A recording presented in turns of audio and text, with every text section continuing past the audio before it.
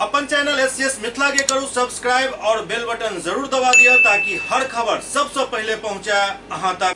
सुपौल में एक समधी द्वारा अपन समधिन के हत्या करे के मामला सामने आयल हन। समधिन से नाजायज संबंध रखना समधी के भारी पड़ गए। समधिन के हत्या के आरोप में समधी के गिरफ्तार कर लेल गेल हन। ई सनसनीखेज मामला सुपौल के किशनपुर थाना क्षेत्र के परसा माधो के, जहां बीतल 21 मार्च के एक महिला के अर्धनग्न लाश मिलल छल।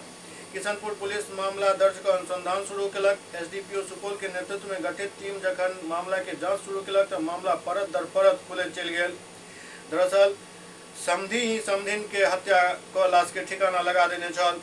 एसपी शेषव यादव ए मामला के खुलासा करैत मृतका पार्वती देवी के हुनक समधी जगदेव शर्मा से नाजायज संबंध के बात कहलन जे जाय के बाद जगदेव शर्मा पार्वती देवी के बहू पर भी बुरा नजर रख लागल। जाय के बाद एकर विरोध पार्वती देवी करऽ लगला। एही से नाराज जगदेव शर्मा अपन ही समधिन पार्वती देवी के हत्या कर शव के ठिकाना लगा देलन। जाय में हुनक परिवार के लोग भी हुनक मदद केलन। पुलिस घटना के उद्भेदन करैत आरोपी जगदेव शर्मा और हुनक पत्नी सहित एक अन्य महिला के गिरफ्तार कर न्यायिक हिरासत में भेज देलक अछि। शेषव यादव बतौलन जे आरोपी जगदेव शर्मा घटना में संलिप्तता स्वीकार कर लेलक अछि। 24 के तारीख को एक किशनपुर थाना के परसा माधव गांव में एक अधेड़ महिला पार्वती देवी का अर्धनग्न लाश मिला था। घटना की जानकारी होने पर कांड दर्ज किया गया और अनुसंधान प्रारंभ किया गया।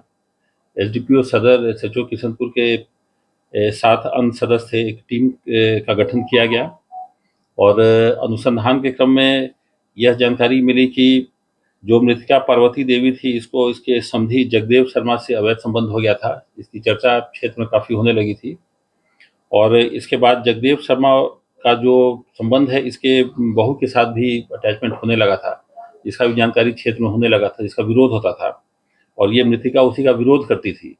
तो विरोध करने के कारण ये सब साजिश रच के उसे मार दिया और मार के लाश को खेत में फेंक दिया और अनुसंधान के क्रम में हम लोगों ने इसे गिरफ्तार किया है। जगदेव शर्मा को ये अपना संलिप्तता स्वीकार कर रहा है, घटना को कन्फेस कर रहा है और लाश फेंकने में 2 और लोगों का नाम आ रहा है, पूनम देवी और सोमनी देवी का। ये सब मिलकर घटना कारित किया है।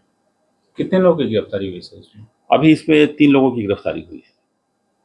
आगे सर और किसी की गिरफ्तारी की?